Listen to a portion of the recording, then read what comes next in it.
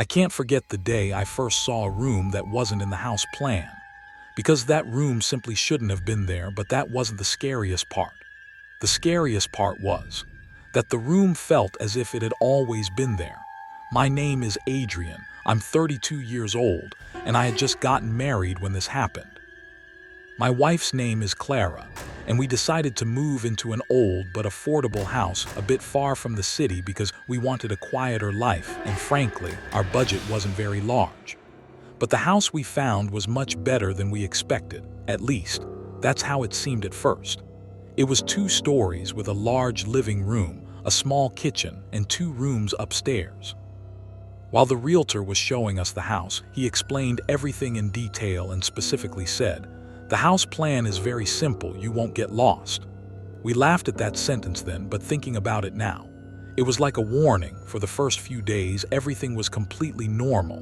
We unpacked, set up our routine, and started getting used to our new home. But on the night of the 3rd day, I noticed something small.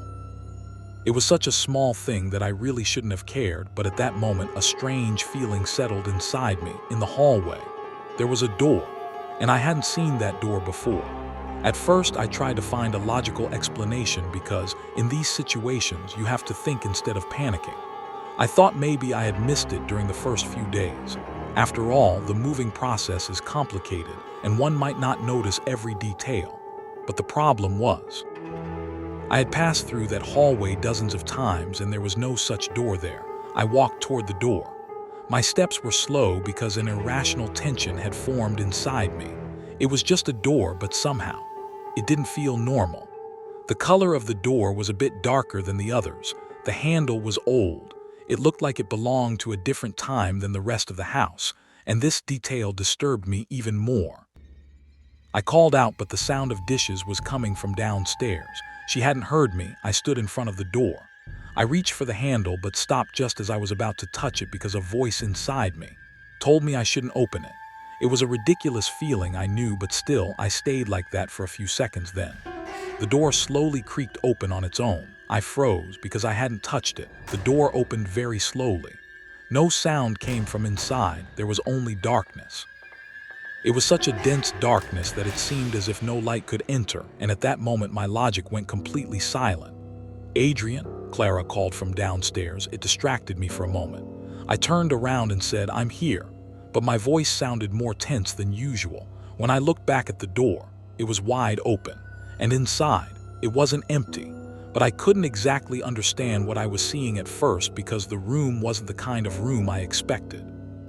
It was more like an unfinished place. The walls were unplastered, the floor was concrete, and there was almost no furniture inside. Despite this, a chair stood in the middle of the room, alone, as if placed right in the center. This detail made the unease inside me grow instantly because this was a deliberate placement. I took a step inside. The floor creaked slightly. This was normal, but the sound, it echoed too much, as if the room were larger than it should be, or emptier. I can't quite describe it, but the first thing I noticed the moment I stepped in was this. This room did not feel like it belonged to the rest of the house. It felt as if it were connected to somewhere else. Clara's footsteps came from behind me. "What are you doing there?" she asked, but her voice felt like it was coming from far away. This bothered me even more because there were only a few meters between us. "There's a room here," I said. There was a few seconds of silence. Then, "What room?" This answer caused something else to shift inside me because it wasn't a joke. There was real confusion in Clara's voice, and this situation made me stop for a moment. "The hallway on the right," I said. The footsteps approached. I heard her stop in front of the door, but she didn't come in. "Adrian," she said slowly, "there is no door there." That sentence changed the air inside the room. I slowly turned around. The door was there. It was open, and Clara was standing right in front of the door, but she wasn't looking inside. It was as if she couldn't see it. "Clara, look here," I said, my voice rising involuntarily because this situation was moving beyond logic. She tilted her head slightly. Her eyes were looking exactly at the spot where I was, but there was no focus in them, as if she were looking at a wall. "Adrian, there's only a wall there." Heart raced. I took a step back, then forward again. I touched the door frame with my hand. It was solid, it was real. This couldn't be a hallucination, but Clara's reaction was real. Reach out your hand, I said. She hesitated. Then she slowly reached out. Her fingers passed through where the door should have been. She didn't hit anything. There was no resistance. It was as if there really was nothing there, but I was inside the room. And at that moment, I realized that this wasn't just an invisible room. This was two different realities occupying the same space. And I was inside the wrong one. And I was inside the wrong one. As soon as this thought settled in my mind, I realized I had to get out, but my body wouldn't move because there was a strange curiosity inside me, a curiosity mixed with fear. This feeling was enough to keep me in that room for a few more seconds. Clara continued to stand where the door was, but she wasn't looking at me. She was looking into the void behind me. This made me even more uneasy because there was something in her gaze, like an expectation, as if she were waiting for something to happen. I slowly stepped back, wanting to approach the door, but then I noticed the distance had changed. The door was only a few steps away, but as I walked, I wasn't getting any closer. This was physically impossible, yet it was happening. Panic rose within me because this room wasn't just an invisible place. Its rules were also different. My breath quickened. My heart was ringing in my ears, and Clara's voice came again, but this time further away, more muffled. "Adrian, get out of there," she said, but it was as if her voice couldn't reach me. The words were breaking apart. Suddenly, I heard a very faint sound from behind me, as if something were crawling on the floor. I turned instinctively, but at first I couldn't see anything because the room was still dark and my eyes were trying to adjust. Then, I noticed a movement in the darkness. Very small, very slow, but it was definitely there. That thing was behind the chair. And this detail made the fear inside me explode because there was a reason that chair was there. That thing was hiding, or it was waiting for me. I tried to pull back, but my feet felt as if they were glued to the floor. Moving became difficult. This wasn't just fear, it was as if the room didn't want to let me go. At that moment, the darkness behind the chair took more shape. I couldn't quite make out what it was, but it wasn't human. It was very thin, very tall, and it made no sound as it moved. This silence was the scariest part because I could only sense its presence by seeing it. "Adrian," Clara screamed this time. Her voice suddenly became clear and it brought me to my senses. I stepped forward with all my strength. This time the floor allowed it. One step, then another, and finally I reached the door. I reached out, and the moment I touched the door frame, everything changed instantly. It was as if I had crossed a boundary. The heavy air behind me vanished and I emerged where Clara was. I was breathless, my heart was still racing, but I was. Outside the room, I turned around, the door was gone. There was only a flat wall. Clara was looking at me. There was fear in her face, but also something she couldn't understand. "What happened to you?" she asked, but I couldn't answer because it was impossible to put what I had just experienced into words. I just looked at the wall, at the door that had been there seconds ago, and in that moment I had only one thought. I had seen that room. And that room had seen me too, and that room had seen me too. From the moment this thought settled in my mind, everything inside the house started to feel different because now I was doubting not only the things I saw, but also the things I didn't see. Clara kept asking me what happened, but I couldn't give a proper answer. I could only say, "Something is wrong," and even that answer sounded inadequate because what I had experienced was much more than the word wrong. It was unexplainable. I couldn't sleep that night. I lay in bed, but the moment I closed my eyes, I saw that chair and that darkness behind it. Clara was sleeping beside me, her breathing was steady, everything was normal, but I no longer knew what normal was. Hours passed, the silence inside the dark room grew heavy, and just as I was about to fall asleep, I heard a sound. It was very faint. It was coming from the hallway, a creaking sound.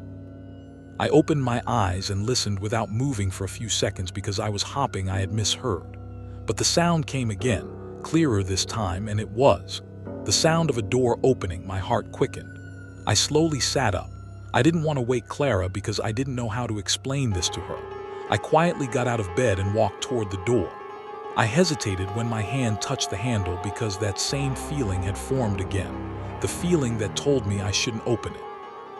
But this time I couldn't stay back because this thing was no longer just being seen.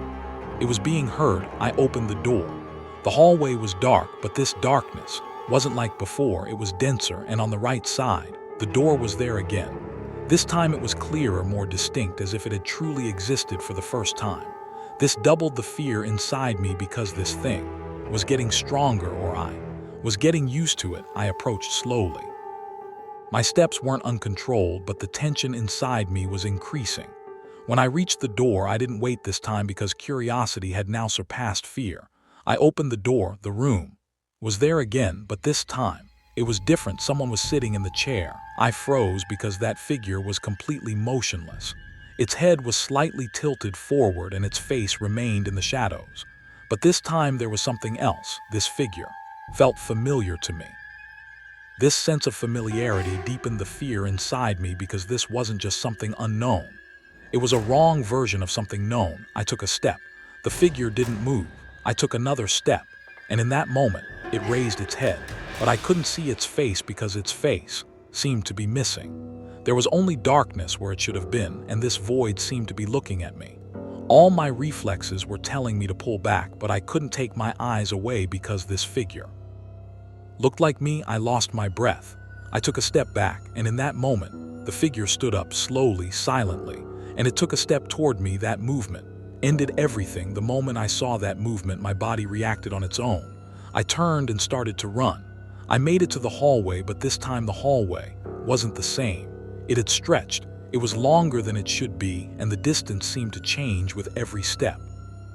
This raised my panic level because escaping was no longer a straightforward movement. It was as if something was trying to keep me inside. No sound came from behind me. That was worse, because I didn't know where that thing was. I didn't stop running. Finally, I reached our room, went inside, and closed the door. I leaned my back against the door, panting, but then I noticed Clara wasn't in the bed. My heart nearly stopped. I looked around the room. It was empty, but a very faint light was coming from the bathroom. I slowly turned that way. My steps grew heavy because I had a bad feeling. I approached the door and pushed it slightly. The door opened, and Clara was there, but she was looking into the mirror. She was motionless. "Clara," I said, but my voice came out very weak. She didn't react at all. I took another step, and in that moment I saw the thing in the mirror. Clara's reflection wasn't doing what she was doing. It slowly turned its head toward me. But Clara was still looking into the mirror. This image locked my brain because it was impossible.